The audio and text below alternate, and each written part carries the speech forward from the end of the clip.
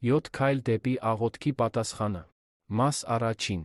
Աստվածաշնչյան մեջբերումներ։ Հակոբոս 1:6-8, Հեսու 1:8, Մատթեոս 7:7 և 8, Մարկոս 11:23 և 24։ Հիմնական ճշմարտություն։ Հավատքով մենք հասնում ենք այն ամենին, ինչի կարիքն ունենք։ Երկու մասից բաղկացած այս բաժինն արդյունավետ աղոթքի հիմնադրույթների մասին է։ Եթե հավատացյալը աղոթքի մեջ հավատարմորեն հետևի այս քայլերին, կարող է վստահ լինել, որ իր աղոթքները կպատասխանվեն։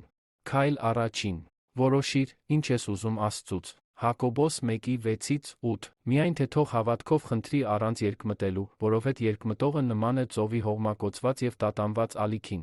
Այն մարդը թող չկարծի, որ Տերից մի բան կառնի։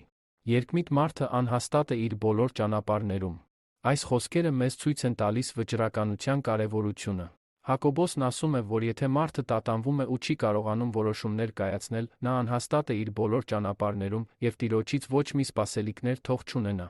Հաճախ մենք անորոշ ենք մեր աղոթքների մեջ։ Երբ մարդկանց հարցնում եմ, թե ինչի համար են աղոթում, երբեմն պատասխանում են, որ չգիտեն։ Մի անգամ ինչ-որ մեկն ասաց, աղոթում է ուղղակի աղոթելու համար։ Իհարկե, կա աղոթքի մի տեսակ, երբ աղոթում ենք Աստծուն երկրպագելու և նրա հետ հաղորդակցվելու համար, բայց այժմ մենք գործ ունենք մասնավորապես այնպիսի աղոթքների հետ, որոնք պատասխանվում են։ Աղոթքի պատասխանը կուշանա, եթե մեր աղոթքի մեջ վճռական չլինենք։ Եթե դու խանութում առանց որևէ բան գնելու ցանկանաս քարտ օգտագործել, մարդիկ քեզ տարօրինակ կհամարեն։ Երբ երեխային ուղարկում ես խանութ որոշակի ապրանքներ գնելու, և նա գնում է հենց այն, ինչ նրանից պահանջվել է, ապա նա ճիշտ է կողմնորոշվել։ Նույնը ճիշտ է նաև աղոթքի համար։ Լավ կլինի աղոթել 2 կամ 3 րոպե և իմանալ, թե ինչի համար է աղոթքը, քան աղոթել 2 կամ 3 ժամ աննպատակ։